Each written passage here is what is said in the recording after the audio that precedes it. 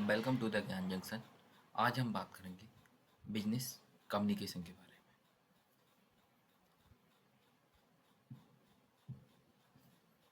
First of all हम जानेंगे कि कम्युनिकेशन होता क्या है।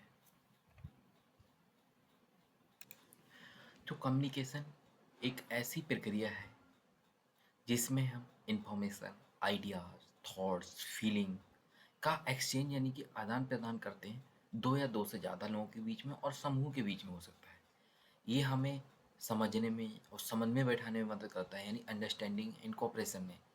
अफेक्टिव कम्युनिकेशन जो होता है, प्रभावशाली जो कम्युनिकेशन है, वो ज़रूरी होता है हमारी बोथ पर्सनल और प्रोफेशनल दोनों जिंदगियां यानी लाइफ में ज़रूरी होता है।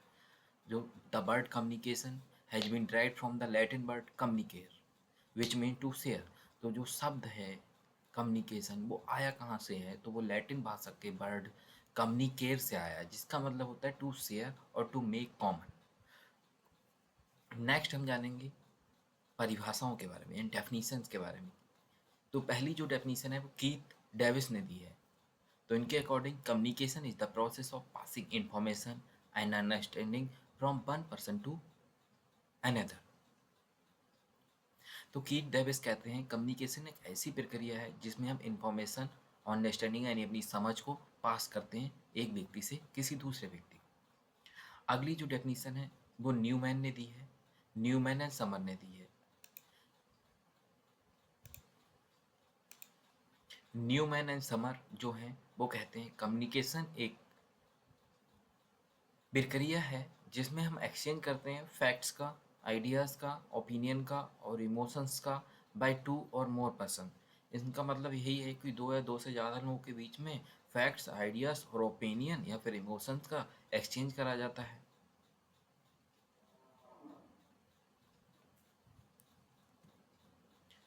नेक्स्ट हम जानेंगे फीचर्स ऑफ कम्युनिकेशन, मतलब कम्युनिकेशन की क्या क्या विशेषताएं हैं। तो पहली जो विशेषता है कम्युनिकेशन की वो एक टू वे प्रोसेस है। इसमें दो लोगों की आवश्यकता पड़ती है, यानी कि पहला सेंडर, दूसरा कौन, रिसीवर। जो दूसरी विशेषता आ जाती है वो है एक्सचेंज ऑफ इंफॉर्मेशन, यानी कि इसमें आइडियाज, थॉट्स, इमोशन और इंस्ट्रक्शन का एक्सचेंज करा जाता है दो या दो से ज़्यादा लोगों के बीच में या ग्रुपों के बीच में। अगला जाता है कॉन्टीन्यूस प्रोसेस। जो कम्युनिकेशन है वो एक नेवर एंडिंग प्रोसेस है, मतलब लगातार चलने वाली प्रक्रिया है जो कभी नहीं खत्म होती है। कम्युनिकेशन हमारी पर्सनल और प्रोफेशनल दोनों लाइफ में बहुत ज़्यादा ज़रूरी होता है। हम लगातार जानकारी का एक्सचेंज करते हैं एक दूसरे के साथ में, काम से रिलेटेड हो गई, अपनी पर्सनल व्यक्तिगत लाइफ से रिलेटेड हो गई। अगला जो फीचर्स है वो है क्लियर एंड अंडरस्टैंडेबल। अगर हम इफेक्टिव कम्युनिकेशन करना चाहते हैं तो कम्युनिकेशन जो होना चाहिए वो सिंपल होना चाहिए, क्लियर होना चाहिए और फ्री फ्रॉम एम्बिग्विटी, मतलब हमें कंफ्यूजिंग जो वर्ड हैं उनको अवॉइड करना है, ऐसे शब्दों का यूज नहीं करना है जो कंफ्यूजन पैदा करें, मिसअंडरस्टैंडिंग पैदा करें, इसको अवॉइड करना है। अगला आ जाता है डिफरेंट फॉर्म। कम्युनिकेशन की अलग अलग फॉर्म्स होती हैं, अलग अलग स्वरूप हो सकते हैं। वो वर्बल हो सकता है, नॉन वर्बल हो सकता है।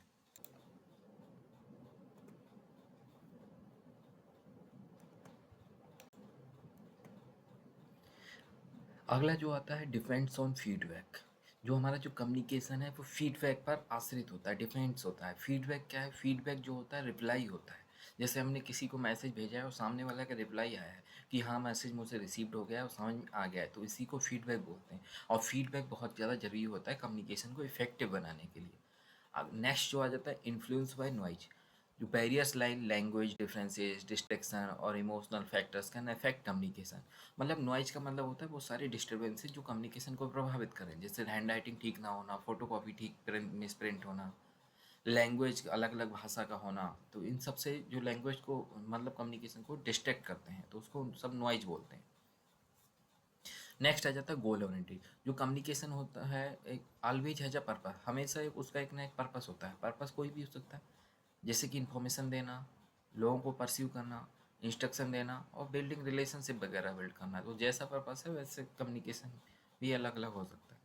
यूज डिफरेंट चैनल, कम्युनिकेशन अलग अलग चैनल्स का यूज करता है, जैसे कि फेस टू फेस हम बात कर सकते हैं, फ़ोन पे भी बात कर सकते हैं, ईमेल्स के थ्रू, सोशल मीडिया के थ्रू और बहुत सारे मीडियम होते हैं। Essential for business and society. Affective communication है जो ट्रस्ट बिल्ड करता है, टीम वर्क को इनहेंस करता है और डिसीजन मेकिंग लेने में मदद करता है। नेक्स्ट जो आ जाता है कॉन्टेक्स्ट बेस्ड। जो कम्युनिकेशन होता है वो सिचुएशन से प्रभावित होता है, इन्वायरमेंट उसको प्रभावित करता है, कल्चर बैकग्राउंड, किस कल्चर संस्कृति से आते हैं, क्या हमारी भाषा है, क्या हमारी पॉलिसी नीति हैं, ये सारी चीज़ें प्रभावित करती हैं कम्युनिकेशन को। जैसे साउथ में अलग तरीके से होता है और नॉर्थ में अलग होता है कम्युनिकेशन, दोनों में भाषा का डिफरेंस है और बहुत सारे चीज़ों में अंतर आ जाते हैं। नेक्स्ट हम पढ़ेंगे फंक्शंस ऑफ कम्युनिकेशन, यानी कम्युनिकेशन के क्या क्या कार्य हैं, क्या क्या फंक्शंस हैं। तो पहला जो फंक्शन आ जाता है वो इन्फॉर्मेशन फंक्शन, यानी कि जानकारी देना। जो कम्युनिकेशन का सबसे इम्पॉर्टेंट काम है वो है शेयरिंग नॉलेज, यानी कि हम अपनी नॉलेज जो ज्ञान है, फैक्ट्स हैं, वो एक दूसरे के साथ शेयर करते हैं। ऑर्गेनाइजेशन इंडिविजुअल्स के साथ शेयर करती है, इंडिविजुअल ऑर्गेनाइजेशन के साथ शेयर करते हैं।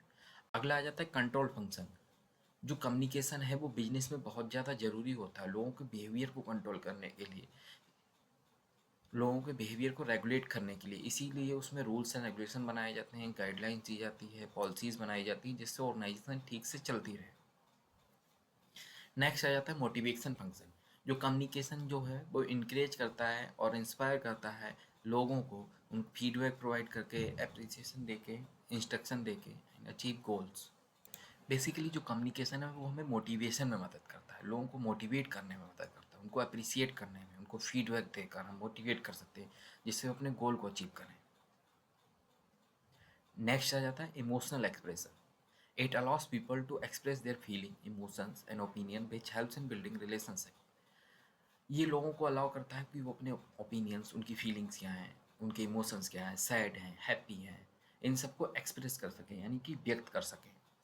नेक्स्ट आ जाता है decision making function. Effective communication जो है वो नेसेसरी इन्फॉर्मेशन प्रोवाइड कराता है डिसीजन लेने के लिए हमारी पर्सनल और प्रोफेशनल लाइफ में। मतलब कम्युनिकेशन जो है डिसीजन मेसन में हेल्प करता है, निर्णय लेने में मदद करता है हमारी पर्सनल और प्रोफेशनल दोनों लाइफ्स में।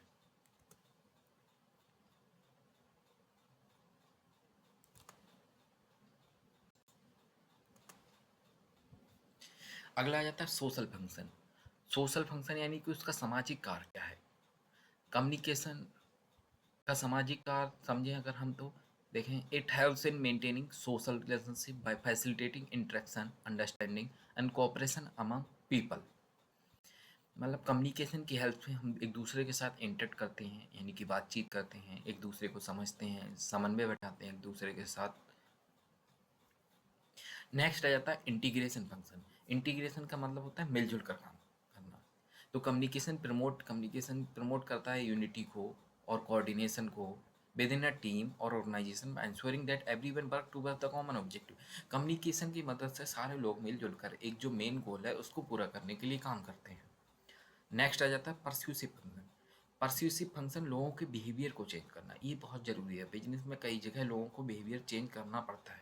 जैसे कस्टमर आते हैं ना, कोई नाराज़ कस्टमर है तो उसके बिहेवियर को चेंज करना है, उसके एटीट्यूड को चेंज करना है, उसकी परसेप्शन बदलनी है। लीडरशिप में कोई नेता अपने फॉलोअर्स को बिहेवियर को चेंज करता है, नेगोशिएशन, मोलभाव वगैरह में, तो बहुत जगह कम्युनिकेशन काम करता है।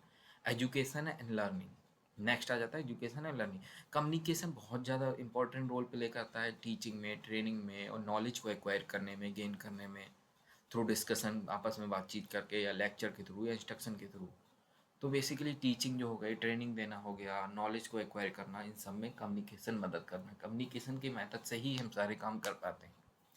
नेक्स्ट आ जाता है कन्फ्लिक्ट रेजोल्यूशन। कन्फ्लिक्ट रेजोल्यूशन का मतलब होता है जो कि कन्फ्लिक्ट आ गया, जैसे दो या दो से ज़्यादा लोगों के बीच में कोई मिसअंडरस्टैंडिंग हो गई, लड़ाई झगड़े हो गए, डिस्प्यूट हो गए, कोई डिसएग्रीमेंट आ रहा है, उन सबको सॉल्व करने में भी हेल्प करता है हमारा कम्युनिकेशन। नेक्स्ट हम पढ़ेंगे ऑब्जेक्टिव ऑफ कम्युनिकेशन। मतलब कम्युनिकेशन की उद्देश्य क्या है, ऑब्जेक्टिव क्या है। तो पहला उद्देश्य आ जाता है टू शेयर इन्फॉर्मेशन। मतलब इन्फॉर्मेशन यानी कि जानकारी को शेयर करना एक दूसरे के साथ, जानकारी कोई भी चीज़ हो सकती है। नेक्स्ट आ जाता है to ensure understanding. Understanding ensure करना कि हमें मैसेज रिसीव हो गया है और समझ में आ गया है। एंड अंडरस्टैंडिंग श्योरिटी देने के लिए भी कम्युनिकेशन मदद करता है, दूसरा उद्देश्य हो सकता है। तीसरा उद्देश्य क्या है, टू परस्यूड एंड इन्फ्लुएंस, मतलब लोगों को परस्यूड करना और लोगों को प्रभावित करना, इन्फ्लुएंस करना कि हमारी वो बात माने, उनके ओपिनियन और उनके एटीट्यूड को चेंज करना। तीसरा जाता है टू बिल्ड रिलेशनशिप, मिलनी की कम्युनिकेशन हेल्प करता है हमें आपसी रिश्ते वगैरह संबंध अच्छे बनाने में। अगला ऑब्जेक्टिव हो सकता है टू फैसिलिटेट डिसीजन मेकिंग, मतलब निर्णय लेने में मदद करता है। नेक्स्ट आ जाता है टू मोटिवेट एंड इंस्पायर, लोगों को मोटिवेट करना और इंस्पायर करने में भी मदद करता है। नेक्स्ट ऑब्जेक्टिव आ जा सकता है to solve problem and resolve conflict, basically ये जो मिलते जुलते हैं जो कार्य हैं उन्हीं से, प्रॉब्लम्स को, कोई समस्या आ रही है उसको सॉल्व करने में, उसका निवारण करने में, या कन्फ्लिक्ट हो गया है उसको रिजॉल्व करने में। नेक्स्ट आ जाता है टू अचीव ऑर्गेनाइजेशन गोल, हमारा जो ऑर्गेनाइजेशन का मेन गोल है, कम्युनिकेशन की मदद से सारे लोग मिलजुल कर काम करते हैं, ऑर्गेनाइजेशन का मेन उद्देश्य को पूरा करते हैं। तो ऑर्गेनाइजेशन का जो उद्देश्य, मेन उद्देश्य है, जैसे मुनाफा कमाना या और भी कोई ऑब्जेक्टिव है, तो उसको पूरा करने में कम्युनिकेशन मदद करता है। अगला to improve productivity and efficiency, productivity मतलब उत्पादकता, यानी कि कितनी वो उत्पादन कर रहे हैं, उत्पादन क्षमता को बढ़ाने के लिए, एफिशिएंसी उनकी दक्षता को बढ़ाने के लिए भी मदद करता है कम्युनिकेशन। तो अगला उद्देश्य हो सकता है लोगों की प्रोडक्टिविटी और एफिशिएंसी को बढ़ाना कम्युनिकेशन की मदद से। नेक्स्ट आ जाता है to express emotion and thought, मतलब कम्युनिकेशन का एक और उद्देश्य हो सकता है कि अपने थॉट, जो फीलिंग्स, आइडियाज़ वगैरह हैं, उनको व्यक्त करना। नेक्स्ट हम बात करेंगे प्रोसेस ऑफ कम्युनिकेशन के बारे में। कम्युनिकेशन की प्रक्रिया क्या है? Communication is a dynamic process है, मतलब चेंजेबल प्रोसेस है जो चेंज होती रहती है। That involve transmitting information from sender to the receiver through a channel which in turn give feedback in the form of some message within a given time frame।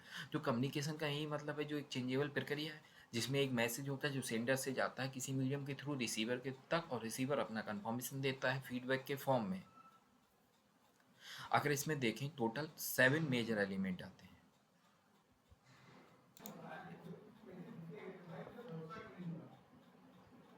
तो हम जानते हैं इसमें लगभग टोटल 7 स्टेप्स होती हैं, जिसमें पहली स्टेप्स आ जाती है द सेंडर। तो पहला जो स्टेप आ जाता है वो है सेंडर। सेंडर कौन होता है? सेंडर वो व्यक्ति होता है जिसके दिमाग में पहली बार कोई आइडिया आया है कि उसे वो मैसेज भेजना है। The person who initiate the communication in the form of sending the encoded message to the receiver of the information is known as sender. The sender is the first person who involves the process of communication. The sender is the one who is responsible for the transmission of the correct information and convey to the other। तो मतलब sender वो व्यक्ति होता है जिसके दिमाग में पहली बार कोई आइडिया है। सेंडर पहला व्यक्ति होता है, फर्स्ट पर्सन होता है, सेंडर ही इंफॉर्मेशन को ट्रांसमिट करता है आगे।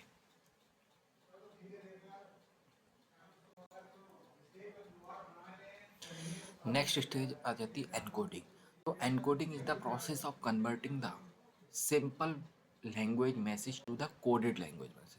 मतलब इसमें जो मैसेज जो उसके दिमाग में आया होगा सेंडर के, वो भी आसान भाषा में होगा जिसको कोई भी समझ सकता है, पढ़ सकता है। हम चाहते हैं कि सिर्फ रिसीवर ही उस मैसेज को पढ़ पाए, उसके अलावा कोई मैसेज ना पढ़ पाए, तो हम मैसेज को एनकोड कर देते हैं। एनकोड मतलब कोड वर्ड में कन्वर्ट कर देते हैं। आज तो एनकोडिंग सिंपल एक प्रक्रिया है जिसमें हम आसान भाषा के मैसेज को कोड भाषा में कन्वर्ट करते हैं, बस इतना है इसमें। नेक्स्ट आ जाता है मैसेज। मैसेज क्या है? मेन कंटेंट हो सकता है जो भी हम मैसेज भेजना चाह रहे हैं, कोई भी वीडियो और मैसेज हो सकता है, कोई भी फोटो हो सकता है, कोई भी शब्द हो सकता है, कोई भी ओरल, रिटेन, वर्बल, ग्राफ्स, किसी भी प्रकार का मैसेज हो सकता है जो हम आगे भेजना चाह रहे हैं। नेक्स्ट आ जाता है कम्युनिकेशन चैनल। कम्युनिकेशन का चैनल मतलब माध्यम, मीडियम जिसके थ्रू ट्रांसफ़र करा जा रहा है। तो मीडियम बहुत सारे हो सकते हैं। बेसिकली देखा जाए चैनल और मीडियम होता है through which the message is transfer from the receiver हो, from the sender to the receiver. तो चैनल, कम्युनिकेशन चैनल एक मीडियम होता है जिसके थ्रू सेंडर जो होता है मैसेज को ट्रांसफ़र करता है, रिसीवर तक पहुंचाता है। तो मैं चैनल जो होता है कि बहुत प्रकार के होते हैं, ओरल हो सकता है, रिटेन हो सकता है, वर्बल हो सकता है, इंटरनेट के माध्यम से भेज सकते हैं, वेब के माध्यम से भेज सकते हैं। ये सारे यानी गेस्चर से, साइन से, कोई भी सिंबल हो सकता है, यानी कि न्यूज़पेपर एक्सेट्रा, बहुत सारे मीडियम हो सकते हैं। हम जैसा हमारा रिसिपिएंट है उसके अकॉर्डिंग सिलेक्ट कर लेते हैं मीडियम। अगला आ जाता है रिसीवर। रिसीवर कौन होता है? जिसको मैसेज भेजा जाता है। रिसीवर वो व्यक्ति होता है जिसको मैसेज प्राप्त होना है।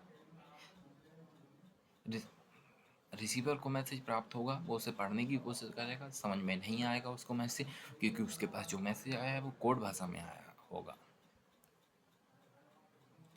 तो अगली स्टेप आती है डिकोडिंग। डिकोडिंग जस्ट उल्टा होता है इनकोडिंग। जो रिसीवर को जो मैसेज प्राप्त हुआ है वो कोड भाषा में आया है, तो रिसीवर को तो समझना है, तो वो क्या करेगा, जो कोड भाषा में मैसेज आया है उसको कन्वर्ट कर देगा आसान भाषा में। तो डिकोडिंग एक ऐसी प्रक्रिया हो गई, प्रोसेस हो गई, जिसमें हम कोड भाषा के मैसेज को कन्वर्ट करते हैं आसान भाषा में, तब रिसीवर उसको समझ जाएगा और उसको मैसेज समझ में आ जाएगा। अब लास्ट स्टेप होती है फीडबैक। अब रिसीवर को मैसेज समझ में आ गया है, लेकिन सेंडर को नहीं पता है अभी मैसेज उसको मिला है कि नहीं मिला, तो एक रिप्लाई भेजेगा रिसीवर सेंडर को कि हाँ, मुझे मैसेज प्राप्त हो गया है, मुझे समझ में आ गया है। तो एक प्रकार की श्योरिटी होती है, गारंटी भेजता है कि हाँ, मुझे मैसेज प्राप्त हो गया है। तो फीडबैक भी बहुत ज़्यादा ज़रूरी होता है। बाकी लिख रखा है, आप लोग पढ़ लीजिएगा। ये डायग्राम बना हुआ है, डायग्राम बना के आएंगे तो और अच्छे मार्क्स मिलेंगे। स्टेप्स अलग अलग बुक में ऊपर नीचे हो जाती हैं, लेकिन मेनली यही माना जाता है। जैसे सेंडर से मैसेज स्टार्ट हुआ, वो एनकोड करेगा, मैसेज तैयार हो जाएगा, मैसेज फिर प्राप्त होता है। बेसिकली यहाँ पे डिकोडिंग पहले आ गया, लेकिन रिसीवर पहले आएगा, फिर वो मैसेज को डिकोड करेगा, फिर फीडबैक भेजेगा। तो स्टेप्स ऊपर नीचे हो जाती हैं। अगला जाता है एलिमेंट्स ऑफ कम्युनिकेशन, मतलब तत्व क्या क्या होते हैं कम्युनिकेशन के, क्या क्या जरूरी है उसमें। तो पहले तो सेंडर का होना जरूरी है, सेंडर को हम कम्युनिकेटर बोलते हैं, वो व्यक्ति जो मैसेज को भेजेगा आगे। दूसरा, मैसेज का भी होना जरूरी है, मैसेज कंटेंट जो हम भेजना चाह रहे हैं दूसरे व्यक्ति को। एनकोडिंग करना भी बहुत जरूरी है। एनकोडिंग एक प्रक्रिया होती है जिसमें हम कन्वर्ट करते हैं कोड, आसान भाषा के मैसेज को कोड भाषा में। चैनल यानी मीडियम यानी कि माध्यम जिसके थ्रू हम मैसेज भेजा जा सकता है, ओरल रिटन भी हो सकता है, वर्बल नॉन वर्बल यानी कि शाब्दिक अशाब्दिक, बहुत प्रकार का हो सकता है। रिसीवर होना यानी प्राप्तकर्ता जिसको बोलते हैं, वो पर्सन जिसको मैसेज रिसीव होगा, सेंडर जिसको मैसेज भेजे। नेक्स्ट आ जाता है डिकोडिंग। डिकोडिंग जस्ट उल्टा होता है इनकोडिंग का, कोड भाषा से आसान भाषा में जाते हैं। अगला आ जाता है फीडबैक। फीडबैक बेसिकली ये रिसीवर का रिस्पॉन्स होता है कि मैसेज का इंडिकेटिंग, वो इसमें ये इंडिकेट करता है कि उसको मैसेज प्राप्त हो गया, वो करेक्टली समझ में आ गया, ये श्योरिटी देता है। नेक्स्ट आ जाता है नॉइज का, मतलब डिस्टर्बेंसेज जो मैसेज को प्रभावित करें, वो सारे डिस्टर्बेंसेज नॉइज कहलाते हैं। कंटेक्स्ट अगला आ जाता है। कंटेक्स्ट का मतलब सिचुएशन, एनवायरनमेंट, बैकग्राउंड, जिसमें मैसेज दिया जा रहा है, जिसमें कम्युनिकेशन हो रहा है। तो अब हम जानेंगे बिजनेस कम्युनिकेशन के बारे में। जो हमने कम्युनिकेशन पढ़ा है, अगर हम उसी का यूज बिजनेस में करने लगते हैं तब उसको बोलते हैं business communication. Business communication refers to the exchange of information, ideas and messages within और outside organisation to and achieve business goal. इसका मतलब ये है, जब हम कोई भी जानकारी का, फिर आइडियाज़ का या फिर मैसेज का ऑर्गेनाइजेशन के अंदर या फिर ऑर्गेनाइजेशन के बाहर अगर हम आदान प्रदान यानी कि एक्सचेंज करते हैं ऑर्गेनाइजेशन के गोल को पूरा करने के लिए, तब हम उसको बिजनेस कम्युनिकेशन बोलते हैं। ये कई प्रकार का हो सकता है, वर्बल हो सकता है यानी कि शाब्दिक लिखित रूप में हो सकता है, नॉन वर्बल या अशाब्दिक भी हो सकता है। अब हम देखते हैं इंपॉर्टेंस ऑफ बिजनेस कम्युनिकेशन क्या है। Importance of business communication, basically जो बिजनेस में काम हो रहे हैं वो सब कम्युनिकेशन की मदद से ही हो रहे हैं, तो वही उसकी इंपॉर्टेंस हो जाएंगी। पहला आ जाता है एंश्योर्स करता है स्मूथ चलता रहे work flow, ensures smooth work flow. तो कम्युनिकेशन की मदद से हम clear communication helps in coordinating task and improve efficiency. जो क्लियर कम्युनिकेशन होता है वो कोऑर्डिनेशन बैठाने में मदद करता है काम के बीच में, और एफिशिएंसी बढ़ाने में मदद करता है, जिससे काम लगातार अच्छे से चलता रहता है। अगला आता है एनहेंस डिसीजन मेकिंग। जो proper communication provide accurate information leading to a better decision making. जो अगर हम सही से कम्युनिकेशन कर रहे हैं तो उससे एक्यूरेट जानकारी मिलेगी, जिससे हम सही निर्णय ले पाएंगे। तीसरा जाता है इम्प्रूव एम्प्लॉय प्रोडक्टिविटी। जो हमारे यहाँ कर्मचारी या फिर एम्प्लॉय काम करते हैं ऑर्गेनाइजेशन में, उनकी प्रोडक्टिविटी बाकायदा बढ़ाने में भी मदद करता है। चौथा आ जाता है बिल्ड स्ट्रॉन्ग रिलेशनशिप, मतलब good communication foster trust between employees clients and stakeholder में बहुत सारे लोग हो जाते हैं जो ऑर्गेनाइजेशन जो जुड़े हुए हैं, या फिर क्लाइंट हो गए, कर्मचारी हो गए, इन सब लोगों के बीच में एक अच्छा मजबूत रिश्ता बनाने में मदद करता है। अगला आता है enhances customer satisfaction. Clear and professional communication with customer improve brand reputation. अगर हम क्लियर बहुत ज़्यादा प्रोफेशनल कम्युनिकेशन करते हैं कस्टमर के साथ, उससे ब्रांड की रेपुटेशन बढ़ जाती है। अगला आ जाता है फैसिलिटेट कन्फ्लिक्ट रेजोल्यूशन। जो बिजनेस में बहुत सारे कन्फ्लिक्ट हो जाते हैं, एक दूसरे से लड़ाइयाँ हो रही हैं, मिसअंडरस्टैंडिंग हो रही है, डिस्प्यूट हो रहा है, उन सबको रिजॉल्व करने में कम्युनिकेशन मदद करता है। नेक्स्ट आ जाता है support business growth. Marketing negotiation and other networking rely on strong communication. जो हम मार्केटिंग करते हैं, एक दूसरे से नेगोशिएट करना है लोगों के साथ, सप्लायर के साथ, कस्टमर के साथ, या फिर कोई नेटवर्क बना रहे हैं, तो इस सब से कम्युनिकेशन मदद करता है, जिससे बिजनेस की वृद्धि होती है। नेक्स्ट आ जाता है increases innovation. Sharing ideas and feedback promote creativity and business development. एक दूसरे के साथ आइडिया शेयर करते हैं, फीडबैक शेयर करते हैं, उससे क्रिएटिविटी निकल के आती है, वो बिजनेस नए नए आइडियाज़ डेवलप कर सकते हैं। अगला आ जाता है maintain transparency. Maintains transparency. Honest and open communication जो होता है वो इंश्योर करता है ट्रस्ट और एथिकल बिजनेस प्रैक्टिसेस बनी रहे, ट्रांसपेरेंसी आए, धोखाधड़ी ना हो। नेक्स्ट है boost corporate image. A company with clear and effective communication is seen as professional and reliable. मतलब कॉर्पोरेट इमेज वगैरह, बिजनेस की इमेज वगैरह बढ़ाने में, अगर हमें ये याद नहीं रह सकते हैं तो बिजनेस में जो सारे काम होते हैं वो सब इसकी इंपॉर्टेंस हो जाती है। जैसे कि प्लानिंग में मदद करता है, डायरेक्टिंग में मदद करता है, कंट्रोलिंग में मदद करता है, मोटिवेटिंग में मदद करता है, लीडरशिप में मदद करता है, और बहुत सारे जो बिजनेस में काम हो रहे हैं वो सब बिजनेस की मदद से हो रहे हैं। तो अब हम पढ़ चुके हैं बिजनेस कम्युनिकेशन, उसकी इम्पोर्टेंस के बारे में। आगे हम पढ़ेंगे टाइप्स ऑफ कम्युनिकेशन, मतलब कम्युनिकेशन कितने प्रकार के होते हैं। तो हम पहला जो टाइप है, based on mode of expression, मतलब एक्सप्रेशन के आधार पर, व्यक्त करने के आधार पर। इस आधार पर देखें तो कम्युनिकेशन दो प्रकार के होते हैं। पहला आता है वर्बल कम्युनिकेशन और दूसरा आता है नॉन वर्बल कम्युनिकेशन। हिंदी में इनको बोलते हैं शाब्दिक और अशाब्दिक। अब हम जानेंगे कि वर्बल कम्युनिकेशन क्या होता है। तो verbal communication is the process of exchanging information through spoken और रिटन वर्ड्स। मतलब वर्बल कम्युनिकेशन एक ऐसा कम्युनिकेशन है जिसमें हम शब्दों का यूज नहीं करते हैं, यानी कि वर्ड्स नहीं, नहीं, सॉरी सॉरी, वर्ड्स का यूज करते हैं। वर्बल कम्युनिकेशन में हम शब्दों यानी वर्ड्स का यूज करते हैं। इसमें अगर हम कोई चीज़ शेयर करना चाहते हैं वो शब्दों का यूज करके करेंगे, चाहे वो ओरल रूप से कर रहे हो या रिटन रूप में कर रहे हो। It is one of the most effective way to share ideas, thought, emotion and instruction. ये बहुत ज़्यादा इफेक्टिव तरीका होता है। अब ये दो प्रकार का होता है, टू टाइप्स का होता है। पहला जो है स्पोकन यानी कि ओरल कम्युनिकेशन, हिंदी में मौखिक संचार। अब हम जानेंगे इसमें जब हम फेस टू फेस या फिर ओवर फोन, जब हम एक दूसरे से बातचीत करते हैं ओरली शब्दों का यूज करके, जैसे कि हम मीटिंग में गए हैं, किसी कॉन्फ्रेंस में गए हैं, डिस्कशन कर रहे हैं, फ़ोन पे बातचीत कर रहे हैं, वीडियो कॉल कर रहे हैं, ये सारे किसके एग्जाम्पल हैं, स्पोकन या फिर ओरल कम्युनिकेशन के एग्जाम्पल है। ग्रुप डिस्कशन वगैरह, ग्रुप वीडियो कॉल वगैरह, ये सारी चीज़ें भी इसी में आ जाती हैं। अब इसके फ़ायदे क्या होते हैं, मेरिट्स क्या होती हैं स्पोकन कम्युनिकेशन की, यानी कि फ़ायदे। पहला आता है ये बहुत ज़्यादा फास्ट है और डायरेक्ट है। ये बहुत तेज़ी से कर सकते हैं, बस शब्दों को बोलना है और मैसेज पहुंच गया सामने वाले तक। तो इसमें कोई डिले नहीं होती। इमीडिएट फीडबैक भी मिल जाता है, दो लोग सामने बातचीत करते हैं तो सामने वाले की भी राय भी हम जान सकते हैं।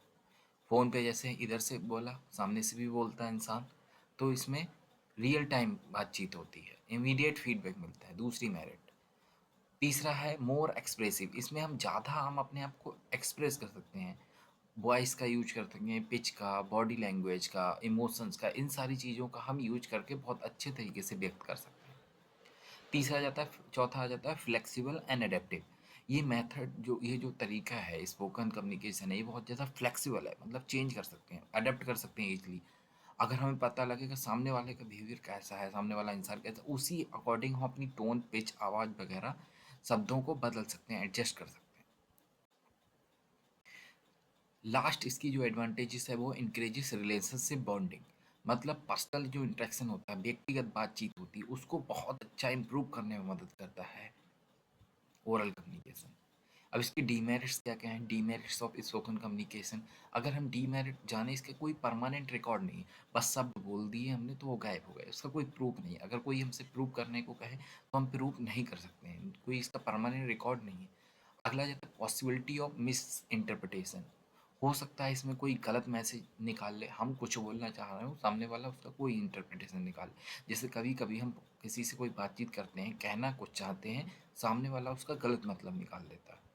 अगला है not suitable for large audiences, जो बड़ी ऑडियंसेस के लिए सूटेबल नहीं है, जहाँ पर बहुत सारे लोग हजारों लाखों की संख्या में होते हैं, वहाँ पे ये मेथड सूटेबल नहीं है, क्योंकि वहाँ पे हमें इमीडिएट फीडबैक भी नहीं मिलेगा और बहुत लोगों तक ये मैसेज पहुँचेगा भी नहीं क्लियरली। अगला आ जाता है affected by noise and distraction, ये जो जब हम आपस में बातचीत करते हैं, अगर बाहर आवाज़ आ रही है, बहुत ज़्यादा खटपट की आवाज़ आ रही है, नॉइज आ रही है, तो मैसेज सही तरीके से सामने वाले तक नहीं पहुंचता है। अब कॉल करते हैं, जैसे वीडियो कॉल करते हैं, कभी इंटरनेट की प्रॉब्लम आ रही है, कभी नेटवर्क प्रॉब्लम आ रही है, तो ये सारी चीज़ें नॉइज से डिस्टर्ब कर सकती हैं। अब अगला जाता है जो है main type written communication. Written communication क्या होता है? जहां हम लिखकर मैसेज को भेज रहे हैं एक दूसरे से। Written communication involves conveying message through written words, जहां हम रिटन शब्दों का यूज करके मैसेज को भेज रहे हैं। एंश्योरिंग क्लियरिटी होनी चाहिए, उसमें एक्यूरेसी होनी चाहिए। ये बहुत ज़्यादा बिजनेस में यूज करा जाता है, क्योंकि बिजनेस में प्रूफ की आवश्यकता होती है, तो वहाँ पे हम ज़्यादा ओरल ओरल चीज़ों पर रिलाई नहीं करते हैं, अधिकतर हम विश्वास करते हैं रिटन पे बात करते हैं।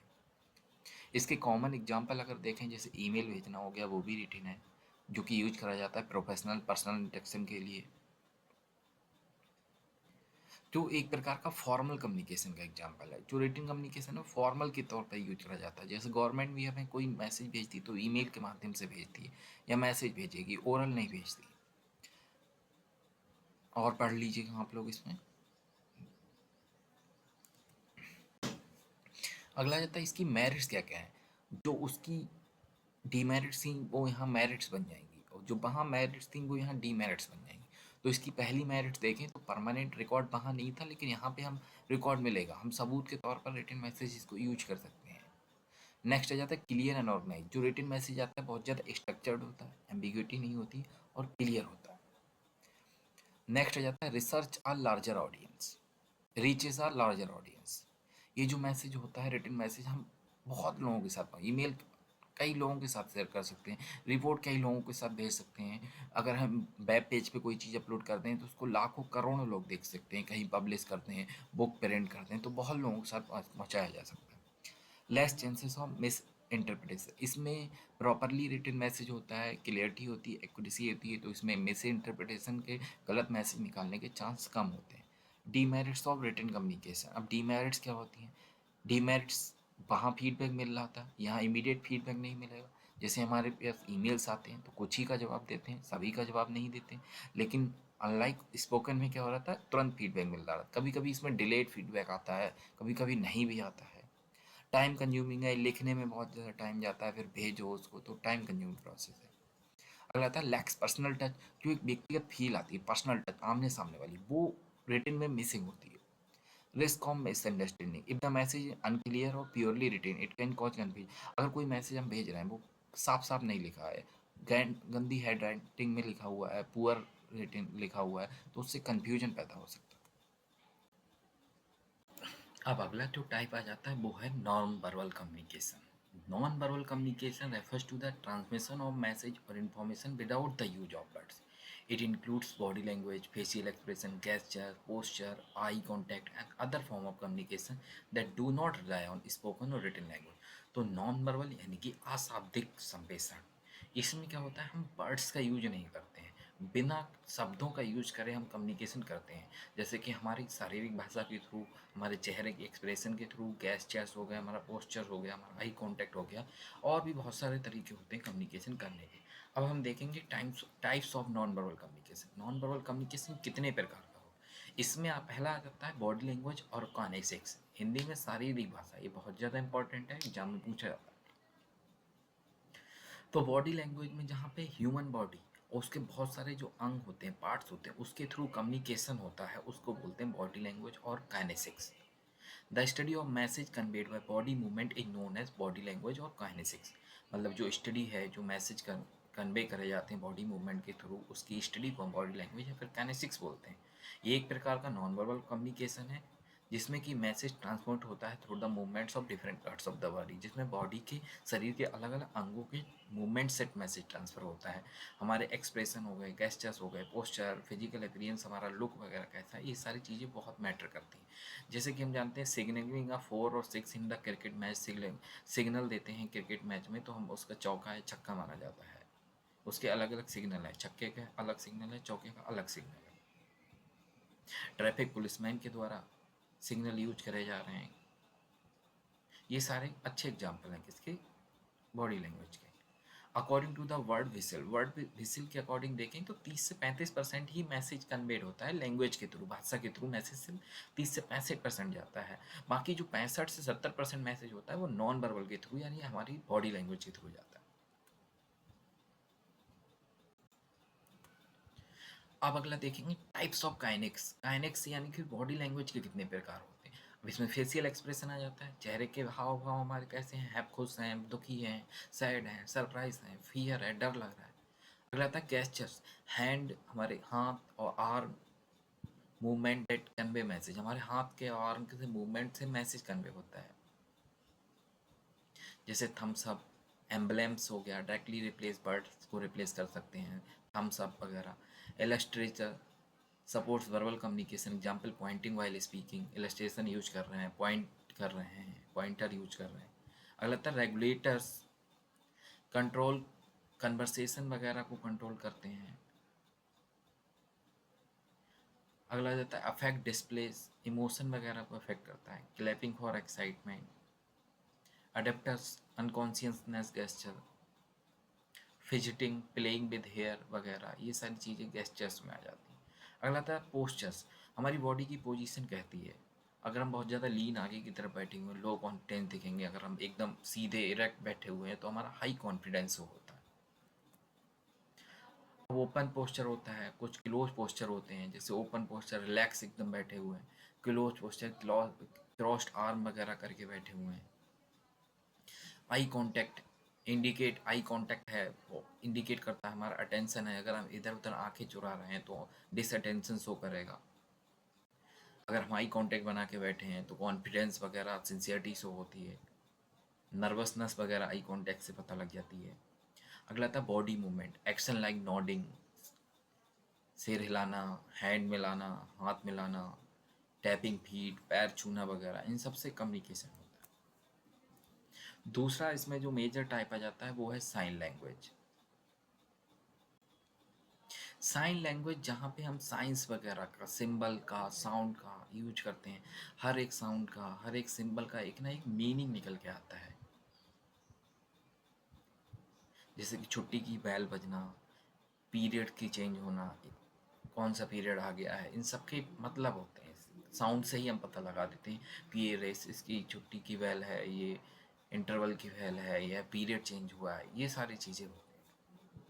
Sign language is very old and has first been improved in the modern time. Sign language बहुत ज़्यादा पुरानी है और ये मॉडर्न टाइम में इम्प्रूव हो गई है।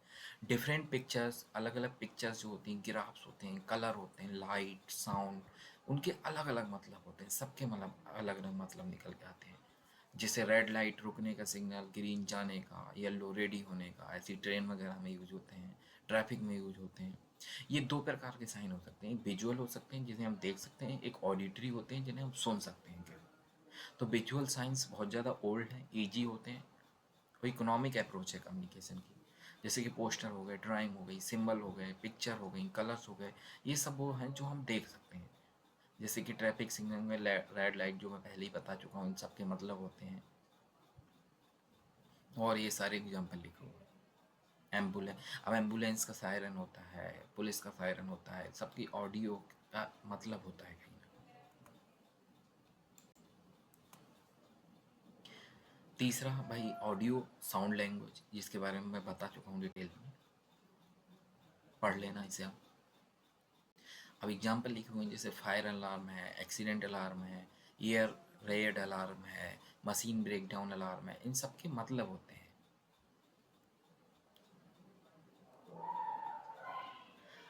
अब नेक्स्ट जो आ जाता है वो पैरा लैंग्वेज है। पैरा लैंग्वेज बहुत ज़्यादा इंपॉर्टेंट है। Para language refers to the base something is said rather than actually word use. हम जो शब्द यूज करते हैं उससे ज़्यादा इम्पैक्ट पड़ता है उन शब्दों को कैसे यूज करा जा रहा है। जैसे कोई गलत चीज़ है, किसी को अगर हमें बतानी है सैड न्यूज, तो अगर इस टोन से बचाई जा रही है वो उसका इम्पैक्ट डिसाइड करेगा। जैसे इसमें आ जाता है उसकी वॉइस क्वालिटी कैसी है, कितनी ऊंची आवाज़ में बात कर रहे हैं, नीची आवाज़ में बात कर रहे हैं, तेज में, हल्के बात कर रहे हैं वॉल्यूम या तेज वॉल्यूम में, टोन कैसी है हमारी, ऊंची टोन नीची टोन, पिच कैसी है, रिदम कैसा है, एंड द मैनर ऑफ हमारा बोलने का तरीका कैसा है। ये सारी चीज़ें मेनली हम देखते हैं मैसेज को डिलीवर कैसे करा जा रहा है। शब्द वो हो गए जो हम बोलना पहुंचाना चाह रहे हैं, लेकिन उन शब्दों को कैसे यूज करा जा रहा है, कैसे बोला जा रहा है, ये बहुत ज़्यादा मैटर करता है। तो focusing on how a message is delivered, message कैसे डिलीवर करा जा रहा है rather than what is said. The tone and voice of a speaker reveal there personality, education and emotion. और टोन एंड वॉइस कैसी है तो उससे हमारी पर्सनालिटी, हमारी शिक्षा और इमोशंस के बारे में पता लगता है। A deep voice suggest maturity, deep voice है तो उससे मैच्योरिटी सजेस्ट होती है। While a flat voice indicate disinterest, flat voice है तो हमारा इंटरेस्ट नहीं है ऐसा। Clear speech source, clear speech है तो कॉन्फिडेंस होगा। Where the broken voice reflect hesitation, broken voice है तो हेजिटेशन रिफ्लेक्ट होगा। Proper stress on word enhances the meaning of the message, अगर हम किसी वर्ड पे इनहेंस करना है तो उस पर अगर हम थोड़ा जोर लगा के बोलेंगे तो उसका मीनिंग इनहेंस हो जाता है। And different tone can convey emotion such as love and anger affection, अलग अलग टोन प्यार, एंगर, गुस्सा, अफेक्शन, ये सारी चीज़ें कन्वे कर देती हैं।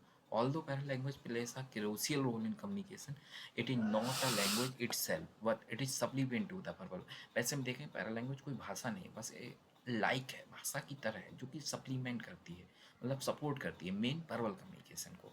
Since different individual may interpret voice variation differently, it's meaning can be very from person.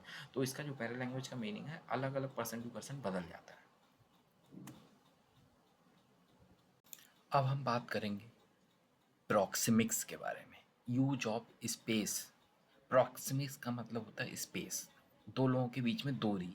इससे हमें पता लगेगा कम्युनिकेशन, मतलब दो लोगों के बीच में दूरी कितनी है, इससे हम अंदाज़ा लगा सकते हैं, कुछ मतलब निकाल सकते हैं। Proxemics is the study of how people use space in communication. Proxemics का मतलब होता है एक स्टडी है किस चीज़ की, कि लोग स्पेस को कैसे यूज करते हैं कम्युनिकेशन में। Different culture have different comfort level regarding personal space, के रिगार्डिंग अलग अलग कल्चर में अलग अलग कंफर्ट लेवल है। तो इसमें देखा जाए बेसिकली हम स्पेस को 4 जोन में डिवाइड करते हैं। जो किसने डिवाइड करा, एडवर्ड टी हॉल ने डिवाइड कर रखा है। तो पहली जो जोन आती है वो है इंटीमेट या डिस्टेंस, इंटीमेट डिस्टेंस, जिसमें जहाँ पर दो लोगों के बीच में दूरी जो होती है 0 से 18 इंच की होती है, वो एरिया होता है इंटीमेट डिस्टेंस का। यूज्ड फॉर क्लोज रिलेशनशिप, ये कहाँ यूज करी जाए, जहाँ पे दो लोगों के बीच में क्लोज रिलेशनशिप है, जैसे family member, romantic partners and close friends, जैसे कि मदर फादर, सिस्टर ब्रदर, इन लोगों के बीच में दूरी बहुत कम होती है, तो ये ज़्यादा गहरे रिश्ते को दर्शाता है। नेक्स्ट आ जाता है पर्सनल डिस्टेंस, जहाँ पे डिस्टेंस 1.5 से 4 फीट के बीच में होती है, तो वहाँ पर पर्सनल डिस्टेंस आता है। सूटेबल फॉर कैजुअल कन्वर्सेशन, जहाँ पे कैजुअल कन्वर्सेशन कर रहे हैं विद फ्रेंड्स, जहाँ पर दोस्त, थोड़ी दूरी बढ़ जाती है, जितनी फैमिली मेम्बर के साथ दूरी थी उससे थोड़ी सी बढ़ जाती है, जैसे फ्रेंड्स वगैरह, ये सारे लोग आ जाते हैं पर्सनल डिस्टेंस में। तीसरा जो आता है सोशल डिस्टेंस, मतलब सामाजिक दूरी, जहाँ से 4 और 12 फीट के बीच में दूरी होती है उसको सोशल डिस्टेंस बोलते हैं। यूज्ड इन फॉर्मल सेटिंग, जहाँ पे औपचारिक सेटिंग होती है, फॉर्मल तरीके से, जैसे बिजनेस मीटिंग एंड इंटरव्यू, जैसे हम जहाँ काम कर रहे हैं, बिजनेस की मीटिंग में जा रहे हैं, इंटरव्यू दे रहे हैं, तो वहाँ दूरीपन और बढ़ जाती है, फ्रेंड्स की तरह बात नहीं करते हैं, वहाँ थोड़ी दूरी बढ़ जाती है। लास्ट आ जाता है पब्लिक डिस्टेंस, जहाँ पे दूरी 12 फीट या उससे ज़्यादा हो तो पब्लिक डिस्टेंस में वो सारे लोग आते हैं। जैसे यूज फॉर जहाँ पब्लिक स्पीकिंग करनी हो, लोगों को साथ बोलना हो, पब्लिक स्पीकिंग हो गया, जैसे जनता को संबोधित करना हो, एंड एड्रेसिंग लार्ज ऑडियंस, जहाँ हजारों लोगों को अकेला व्यक्ति एड्रेस करे। अगर हम पर्सनल स्पेस को वायलेट करके दूसरे व्यक्ति के साथ बातचीत करते हैं तो उसको वो अनकंफर्टेबल फील करा सकता है।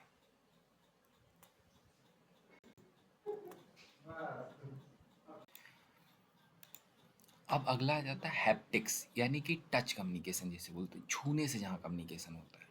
Haptics refers to the communication through touch, मतलब जहाँ छूने से कम्युनिकेशन होता है। The meaning of touch depend upon cultural norms, relationship and contact. अब जो छू रहे हैं हम, उसका अलग अलग मतलब होते हैं, अलग अलग कल्चर में, अलग अलग रिलेशनशिप में अलग अलग मतलब होते हैं। एग्जाम्पल देखिए हैप्टिक कम्युनिकेशन की, जो पहला आता है हैंड शेक। हैंड शेक करते हैं प्रोफेशनल लाइफ में, जहाँ हमें रिस्पेक्ट देनी हो, लोगों को ग्रीट करना हो। PAT on the back, back पे पैट करते हैं, थपथपाते हैं इंकरेजमेंट के लिए, या फिर किसी को मोटिवेट करना हो, कॉन्ग्रेचुलेट करना। हग, प्यार, अफेक्शन, सिंपथी और सपोर्ट को शो करता है, किसी को हम गले लगते हैं।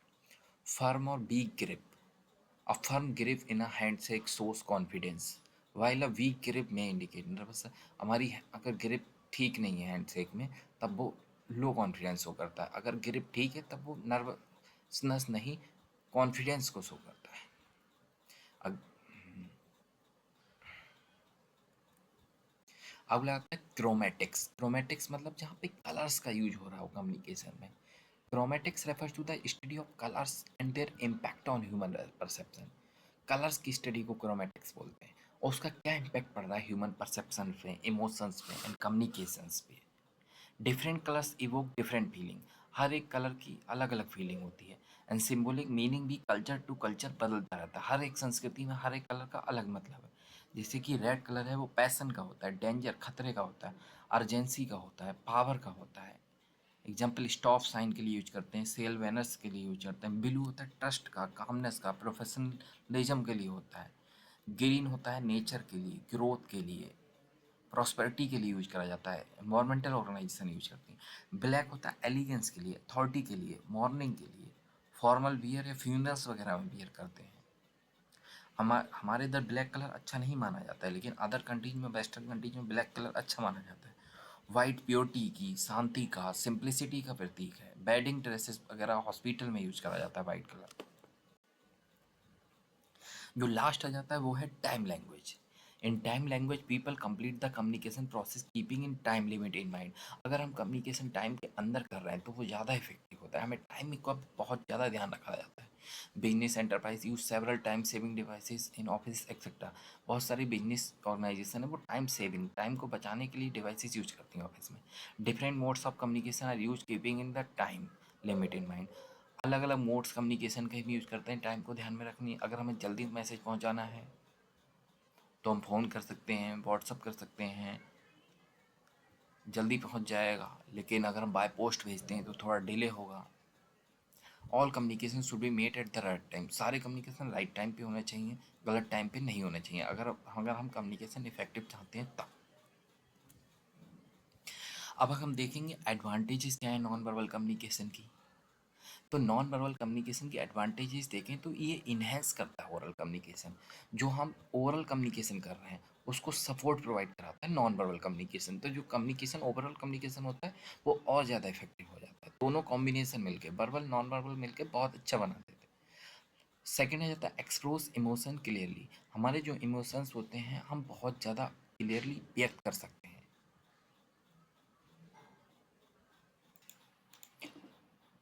तो अब हम पढ़ेंगे advantages of non verbal communication. Advantages, पहली एडवांटेज का है एनहेंस करता है ओरल कम्युनिकेशन को, एक्सप्रेस कर सकते हैं इमोशंस को क्लियरली, रेगुलेट्स कन्वर्सेशन फ्लो, यानी कि जो फ्लो है कन्वर्सेशन, कंट्रोल करता है communication pace using gesture and facial expression.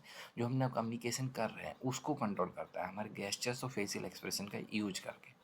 अगला आता है कॉस्ट इफेक्टिव है इंस्टेंट। ये बहुत ज़्यादा कॉस्ट इफेक्टिव है, कोई लागत नहीं आती, खर्चा नहीं आती, और इंस्टेंट होता है, बहुत स्पीड से होता है। अगला था provide reliable information. Body language, हम झूठ बोल सकते हैं लेकिन हमारी शारीरिक भाषा झूठ नहीं बोल सकती। तो शरीर से जो मैसेज कन्वे होता है फेशियल एक्सप्रेशन से, तो वो एकदम रिलायबल और ट्रू होता है। अब आ जाती है डिसएडवांटेजेस क्या है नॉन वर्बल कम्युनिकेशन के। डिसएडवांटेज हैं कल्चरल मिस इंटरप्रिटेशन, मतलब अलग अलग संस्कृति और कल्चर में एक ही गेस्चर के अलग अलग मीनिंग होते हैं। सो दो डिफरेंट कल्चर के लोग बात कर रहे हैं तो उनके बीच में मिसअंडरस्टैंडिंग आएगी, मिस इंटरप्रिटेशन हो जाएगा। ये पहली डिसएडवांटेजेस है। दूसरी है लैक ऑफ प्रूफ। जो रिटन होता है, रिकॉर्ड होता है, उसका तो रिकॉर्ड होता है, शब्द यूज कर रहे हैं उसका भी रिकॉर्ड है, लेकिन बॉडी लैंग्वेज का कोई भी रिकॉर्ड नहीं होता है, प्रूफ की कमी होती है। कैन बी मिसलीडिंग, हो सकता है हम गलत मतलब निकाल लें बॉडी लैंग्वेज से, फेशियल एक्सप्रेशन से, तो इससे मिसलीडिंग गलत मतलब भी निकल सकते हैं। हर एक इमोशंस का हम गलत मतलब निकाल लें। इनफेक्टिव फॉर लार्ज गैदरिंग, जहाँ पे हज़ारों की संख्या होती है, लाखों में लोग होते हैं, तो वहाँ पे बॉडी लैंग्वेज पढ़ पाना या फिर फेशियल एक्सप्रेशन जज कर पाना इनफेक्टिव हो जाता है। ये सिर्फ फेस टू फेस में ही अच्छा काम करता है। Receiver disinterest, if the listener ignore gestures communication loses its impact. मतलब अगर लिसनर जो है वो इग्नोर कर देता है गेस्चर्स को, तो इसका इम्पैक्ट कम हो जाता है। हमें बहुत ध्यानपूर्वक सामने वाले को पढ़ना होगा, समझने की कोशिश करते हुए। लिमिटेड टू शॉर्ट मैसेज, अगर हमें लंबे लंबे मैसेज देने हो तो वहाँ पे बॉडी लैंग्वेज नहीं सूटेबल है, नॉन वर्बल नहीं सूटेबल है। नॉन वर्बल सूटेबल है कहाँ पे, जहाँ पे हमें शॉर्ट मैसेज देने हो, तो लेंदी मैसेज के लिए नहीं सूटेबल। दूसरा जो टाइप आता है वो आता है बेस्ड ऑन फ्लो और डायरेक्शन ऑफ कम्युनिकेशन। इसके आधार पर कम्युनिकेशन कितने आधार पर, मतलब किस दिशा में कम्युनिकेशन जा रहा है, उसके आधार पर कम्युनिकेशन देखते हैं कितने प्रकार का होता है। तो एक पहला जो होता है अपवर्ड कम्युनिकेशन होता है, और दूसरा है डाउनवर्ड कम्युनिकेशन। ये दोनों हैं जो लंबवत यानी कि वर्बल कम्युनिकेशन के ही पार्ट है। वो वर्टिकल कम्युनिकेशन, तो वर्टिकल कम्युनिकेशन जहाँ ऊपर से नीचे और नीचे से ऊपर कम्युनिकेशन होता है। तो अपवर्ड कम्युनिकेशन देखें, मतलब लोअर लेवल का जो सबॉर्डिनेट होगा वो अपने से हायर लेवल ऊंचे वाले से, अपर वाले से बातचीत करेगा, तब उसको बोलते हैं अपवर्ड कम्युनिकेशन।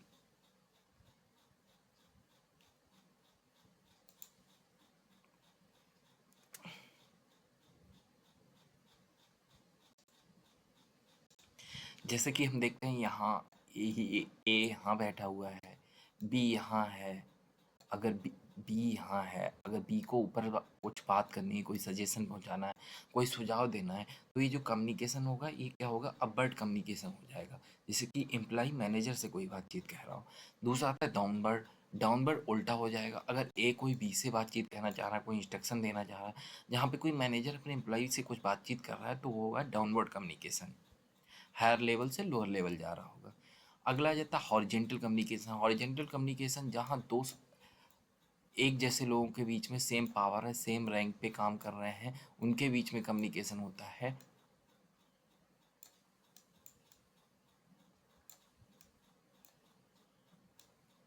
जैसे ए डी के बीच में हो रहा है तो वर्टिकल में आ जाएगा, अपवर्ड या डाउनवर्ड हो जाएगा। मान लो ए और बी आपस में बातचीत कर रहे हैं, जो अलग अलग विभागों में काम करते हैं लेकिन उनके पास पावर सेम है, तब उसको बोलते हैं हॉरिजेंटल कम्युनिकेशन।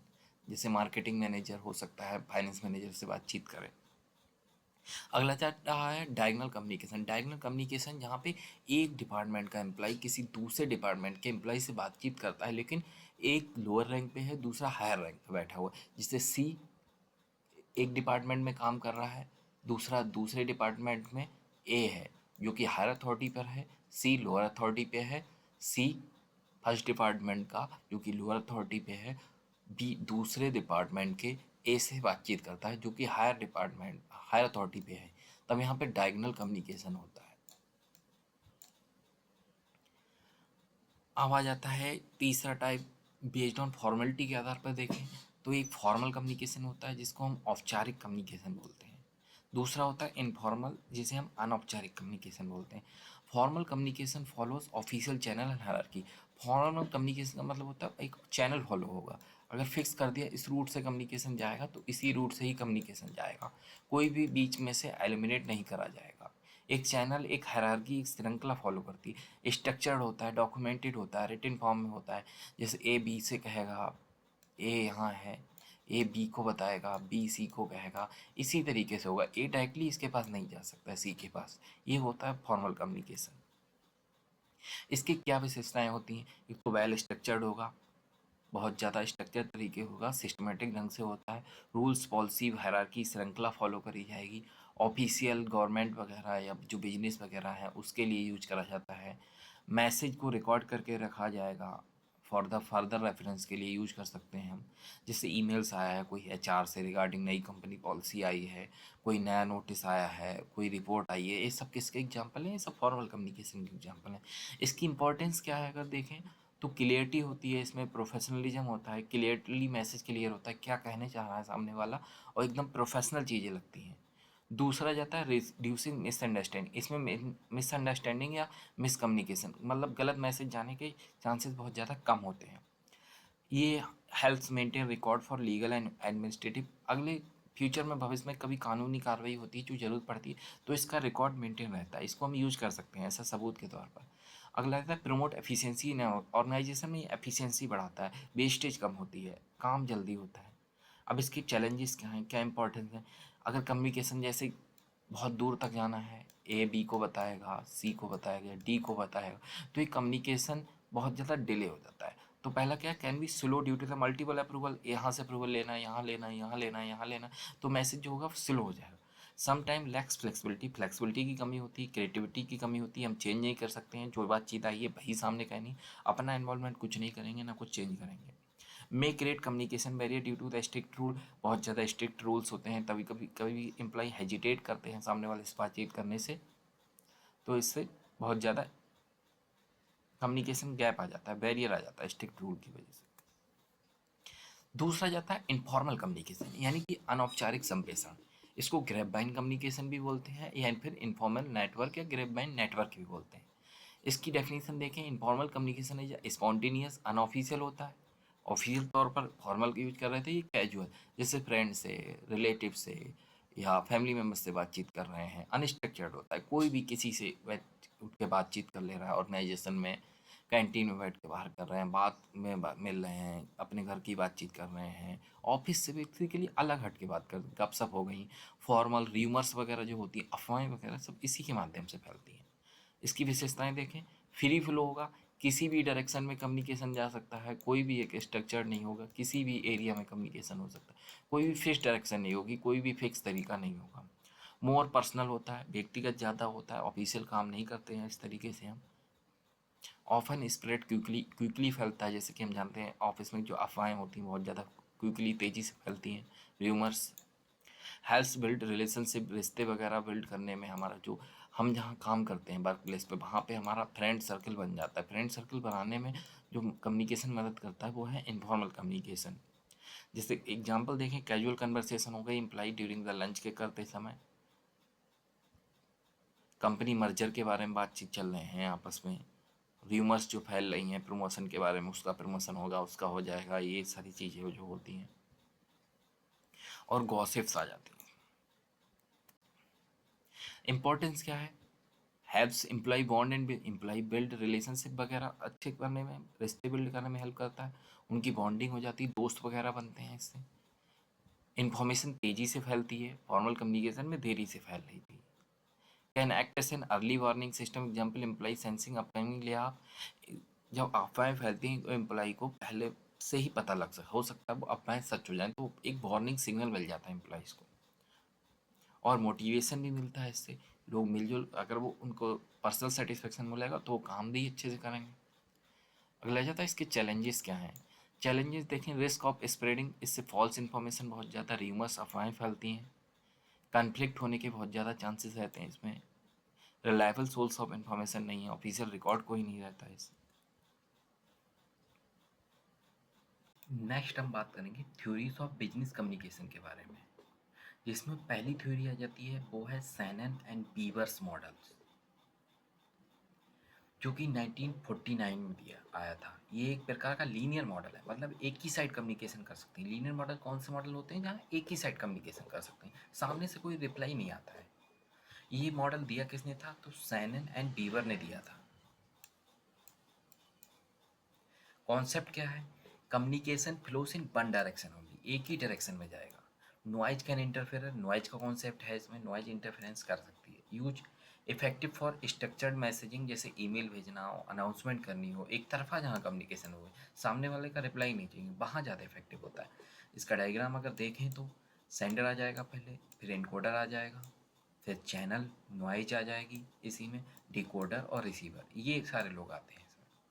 दूसरा होता है बर्लोस SMCR मॉडल, ये बर्लो ने दिया था, 1960 में दिया था। इसका फोकस था सिर्फ दो लोगों पे, सेंडर और रिसीवर पे। SMCR मॉडल, एस का मतलब होता है सोर्स, एम का मतलब मैसेज, सी का मतलब चैनल, आर का मतलब receiver. Concept, communication success depend upon sender and receivers. ये इसका मतलब ये था, जो सेंडर होते हैं रिसीवर होते हैं वही जो मेन प्रभावित करते हैं कम्युनिकेशन को। तो इनकी कम्युनिकेशन सक्सेस होगा कि नहीं होगा, इफेक्टिव होगा कि नहीं होगा, ये किस पे डिपेंडेंट करता है, ये सेंडर और रिसीवर पे डिपेंड होता है। तो यहाँ पे सेंडर की जो स्किल हो गई, नॉलेज हो गई, एटीट्यूड हो गया, कल्चर हो गया, ऐसे ही रिसीवर की स्किल, नॉलेज, एटीट्यूड, कल्चर, ये सारी चीज़ें प्रभावित करती हैं मैसेज को। ये मार्केटिंग में, एम्प्लॉय ट्रेनिंग में ज़्यादा यूज करा जाता है, जैसे source, message, channel, receiver. SMCR नाम से भी आ सकता है, एस हो गया, ये एम हो गया, ये CR हो गया, ये आर हो गया। अगला आता है सेचराम्स मॉडल, जो कि 1954 में आया था। कम्युनिकेशन इसके अकॉर्डिंग क्या है, कम्युनिकेशन एक टू वे प्रोसेस है, इधर से भी आएंगे इधर से भी आएंगे, तो दो तरफा प्रक्रिया है। And understanding improves and both share the same experience. मतलब ए है और एक बी है, ये इससे कुछ कहेगा, ये सामने से रिप्लाई देगा, ये होता है इसमें। कस्टमर सर्विस में या नेगोशिएशन वगैरह में यूज करा जाता है, मोल भाव करने में या कस्टमर को कुछ सेवा भाव देने। तो इसमें सेंडर आता है, मैसेज आता है, रिसीवर, फीडबैक, फिर सेंडर बन जाता है वो। ये प्रक्रिया दोबारा से शुरू हो जाती है, रिपीट होने लगती है। अगला आता है वर्न लुंड्स ट्रांजैक्शनल मॉडल, जो कि 1970 में आया था। ये रियल टाइम इंटरेक्शन बोलते हैं, मतलब हैंड टू हैंड हम बातचीत कर रहे हैं। Concept continuous exchange of message influence by contact. Continuous लगातार एक्सचेंज होता है मैसेज का, और जो वहाँ का कॉन्टेक्स्ट है, इन्वायरमेंट है, रिलेशनशिप कैसे हैं, ये सब प्रभावित करते हैं मैसेज को। जैसे कि मीटिंग में हो गया, टीम वर्क में हो गया, लीडरशिप कम्युनिकेशन हो गया, इसकी जगह यूज करा जाता है। डायग्राम, सेंडर और रिसीवर दो ही लोग होते हैं, रियल टाइम में आपस में बातचीत करते रहते हैं। ए है, बी है, ये इससे कुछ कह रहा है, ये इससे कुछ कह रहा है, बस यही चलता रहता है। अगला था एरिस्टोटल मॉडल ऑफ कम्युनिकेशन। तो एरिस्टोटल मॉडल ऑफ कम्युनिकेशन भी एक तरफा मॉडल है, यानी लीनियर मॉडल है। इसमें ethos, credibility, pathos, emotion, logos, logic to pursuit, ये तीन चीज़ों का हम यूज करते हैं। ईथोस का यूज करते हैं, पैथोस का यूज करते हैं, लोगोस का यूज करते हैं। एडवर्टाइजिंग, पब्लिक स्पीकिंग, बेसिकली इसमें कुछ नहीं होता है, सीधे एक स्पीकर होता है, बोलने वाला व्यक्ति होता है। वो किसी स्पेशल ओकेजन पे, कोई ओकेजन होगा, जैसे कोई त्यौहार हो गया, फेस्टिवल हो गया, उस ओकेजन पे एक मैसेज देगा जो कि बहुत सारी पब्लिक को इफेक्ट करेगा, ऑडियंस। तो इसमें तीन लोग हो गए, एक तो स्पीकर हो गया, दूसरा मैसेज हो गया, तीसरा ऑडियंस हो गई। स्पीकर एक स्पेशल ओकेजन पे, एक विशेष त्यौहार वगैरह हुआ, उस पर कोई मैसेज देगा लार्ज गैदरिंग पे, हजारों लोगों को। तो जो मैसेज देगा उसको कोई प्रभाव पड़ेगा हजारों की जनता में। जैसे एक नेता है, अकेले बोल रहा है, हजारों की संख्या में लोग उसको सुन रहे हैं कोई पार्टिकुलर ओकेजन पर। तो ये किसका एग्जाम्पल हो गया, एरिस्टोटल का। एक तरफा ही जाएगा, नेता ही बोलेगा सिर्फ, बाकी जनता कुछ नहीं बोलेगी, सिर्फ सुनेगी।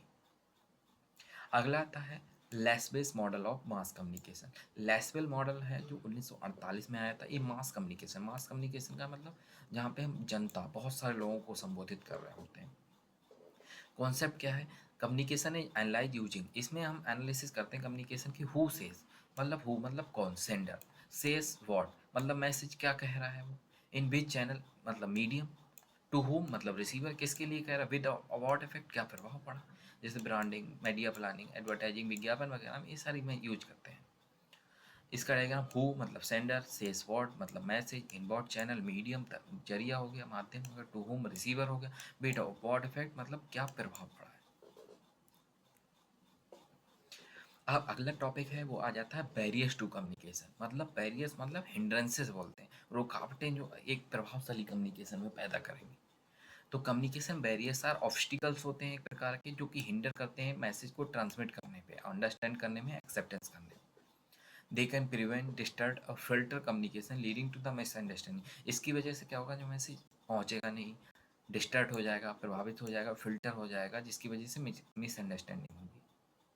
मेन कॉज ऑफ बैरियर्स देखें तो सेंडर की कमी हो सकती है, सेंडर डेफिशिएंसीज हो सकती है, उसकी क्लियरिटी नहीं है, प्लानिंग ठीक से नहीं करी है।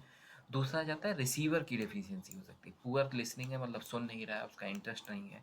या फिर इनऑपरेट मीनिंग ऑफ कम्युनिकेशन, या फिर जो मैसेज हम दे रहे हैं उसका मीनिंग क्लियर नहीं, कम्युनिकेशन सही नहीं, रॉन्ग मीडियम सेलेक्ट कर लिया हमने, कोई टेक्निकल इशू आ रहा है, ये सारी चीज़ें आ सकती हैं। अब अगर हम टाइप्स ऑफ बैरियर्स देखें तो कितने होते हैं, टाइप्स ऑफ बैरियर्स देखें तो ये है।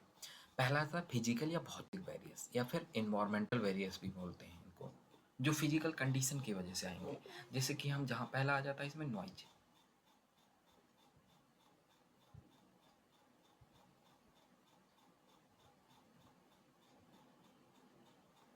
जैसे कि ये है नॉइज।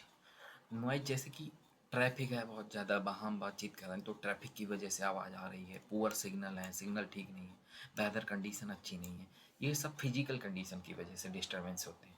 टाइम एंड डिस्टेंस की वजह से हो सकता है, जैसे दो लोग बहुत दूर बैठे हुए हैं, जैसे एक अकेला व्यक्ति बिना माइक के बहुत हज़ारों लोगों को बोल रहा है तो पीछे वालों को आवाज़ नहीं जाएगी, दूरी की वजह से। वर्क की शिफ्ट हो गई, सिटिंग अरेंजमेंट हो गया, इसकी वजह से हो सकता है। रॉन्ग चॉइस ऑफ मीडियम तीसरा, मतलब गलत मीडियम सेलेक्ट कर लिया। अब जो कोई पढ़ा लिखा व्यक्ति नहीं है, अनपढ़ व्यक्ति है, अगर उसको हम न्यूज़पेपर देते हैं, न्यूज़पेपर के माध्यम से रिटन माध्यम से कुछ कम्युनिकेट करना चाहें तो वो नहीं समझ पाएगा, क्योंकि वो पढ़ना लिखना नहीं जानता है। बेसिकली जो सुन नहीं सकता है उसको हम बोल करके मैसेज दे रहे हैं तो प्रभावित होगा कि मैसेज उसके तक नहीं पहुंचेगा, क्योंकि वो सुन नहीं सकता है। अगला आता है सराउंडिंग्स कहती है, मतलब एरिया आस पड़ोस कहता है। Extreme weather condition affecting company, अगर बहुत ज़्यादा एक्सट्रीम वेदर कंडीशन है, बहुत ज़्यादा ठंड है, बहुत ज़्यादा गर्मी है, तो वो प्रभावित करती है कम्युनिकेशन को। अगला आ जाता है पुअर मैसेज डिज़ाइन, जैसे जो मैसेज हमने बनाया है उसका मतलब चॉइस वर्ड्स सेलेक्ट नहीं करे हैं, लंबे लंबे पैराग्राफ ले लिए, सेंटेंस ले लिए, अब यही मैं लिख के ले आऊँ पूरे पूरे पैराग्राफ तो इतना ज़्यादा इफेक्टिव नहीं लगेगा, चीज़ें समझ में नहीं आएंगी। अगला आ जाता है फिजियोलॉजिकल बैरियर्स। फिजियोलॉजिकल बैरियर्स का मतलब होता है जैसे उस व्यक्ति की कंडीशन कैसी है, जो कम्युनिकेशन कर रहे हैं उसकी फिजिकल कंडीशन कैसी है, उसकी हेल्थ इशूज़ तो उससे कोई नहीं है, हेल्थ इशूज़ अफेक्टिंग स्पीच। अगर किसी व्यक्ति को हेल्थ इशूज़ है, तबीयत ठीक नहीं है, वो स्पीच देने गया तो वो उल्टी तरीके से स्पीच नहीं दे पाएगा जितना वो अगर उसकी कंडीशन ठीक होती है तब देता है। हियरिंग प्रॉब्लम हो सकती है किसी को, रीडिंग में प्रॉब्लम हो सकती है, रीडिंग में प्रॉब्लम हो सकती है, ये सारी चीज़, हियरिंग लॉस है, दिखाई नहीं देता किसी को, तो ये सब क्या होते हैं, व्यक्तिगत समस्याएं जो कि प्रभावित करती हैं। अगला आ जाता है सेमांटिक और लैंग्वेज बैरियर्स। सेमांटिक का मतलब होता है जहाँ शब्दों की वजह से, भाषा की वजह से बैरियर्स आते हैं, जैसे कि मिस इंटरप्रिटेशन ऑफ वर्ड्स, जैसे हमने कोई वर्ड्स बोला उसका सामने वाले ने गलत मतलब निकाल लिया। जैसे एक के अनेक मीनिंग होते हैं एक शब्द के, तो different meaning for the same word, तो हम क्या समझाना चाह रहे थे, उसने क्या मीनिंग निकाला है, ये बहुत ज़्यादा मैटर करता है। अगला आ जाता है टेक्निकल और लैंग्वेज जेब्रा। टेक्निकल मतलब कुछ ऐसे हाई लेवल वर्ड्स हम यूज करने लगते हैं जो आम लोगों को समझ में आते हैं, जैसे डॉक्टर्स यूज करते हैं हाई लेवल वर्ड्स, वर्ड्स जो आपस में डॉक्टर्स बातचीत करते हैं वो हमें नहीं समझ में आएगी। डॉक्टर जब हमें समझाता है तो आसान भाषा में समझाता है, जैसे उसकी लिखी हुई लैंग्वेज हमें समझ में नहीं आती है, तो ये टेक्निकल शब्द हो गए। वोकोबुलरी डेफिशिएंसी, मतलब किसी के पास शब्दों की कमी है, नॉलेज की कमी है, शब्द ही नहीं है। अगला है मल्टीपल मीनिंग ऑफ वर्ड्स, मतलब एक के ज़्यादा के अनेक मीनिंग है, एक शब्द के अनेक मीनिंग निकल आ रहा है। जैसे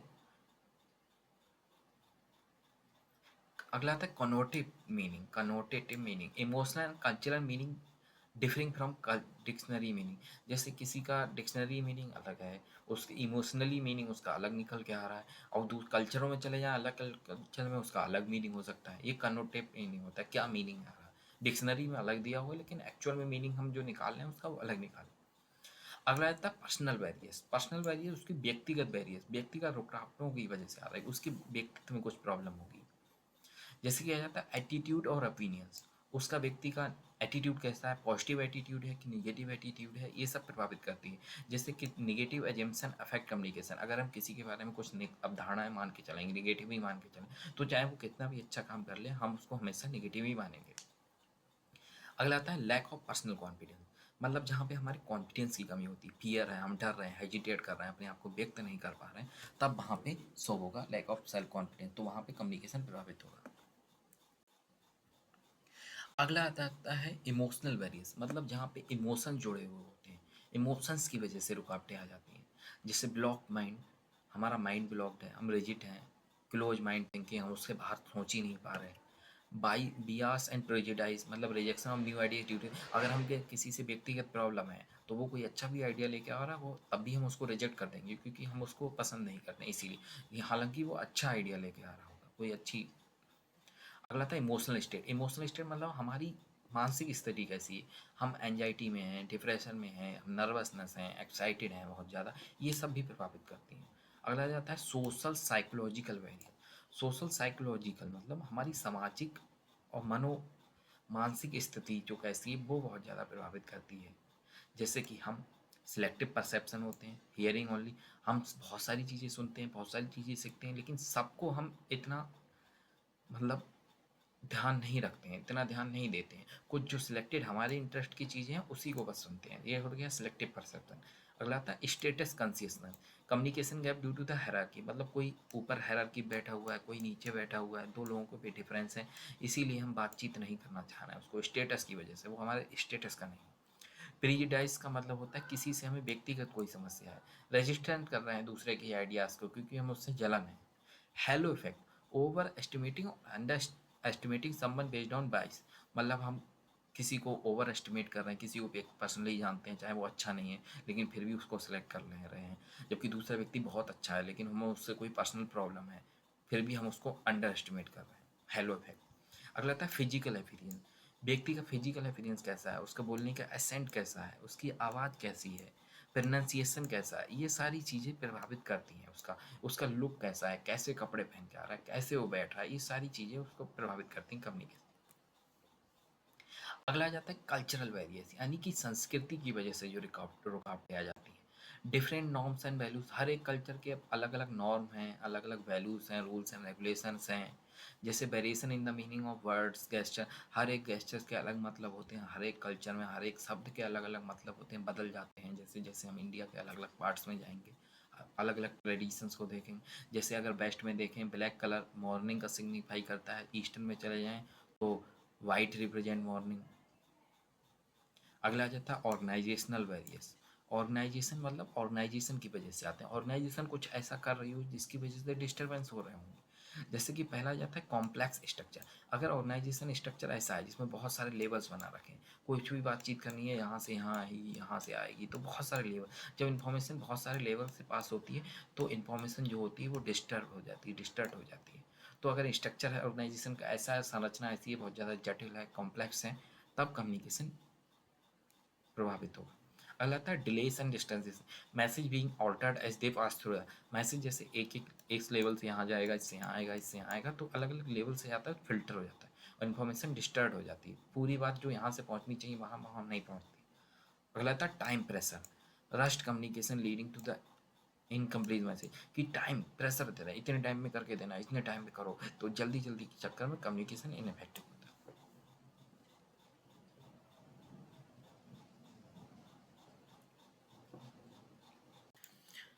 अब अगला जो आ जाता है वो है how to overcome barriers to the communication, मतलब बैरियर्स जो हैं उसको कैसे ओवरकम करें कम्युनिकेशन के। पहला जो इसमें आ जाता है eliminate differences in perception, perception में जो डिफरेंस आता है उसको हमें ख़त्म करना है।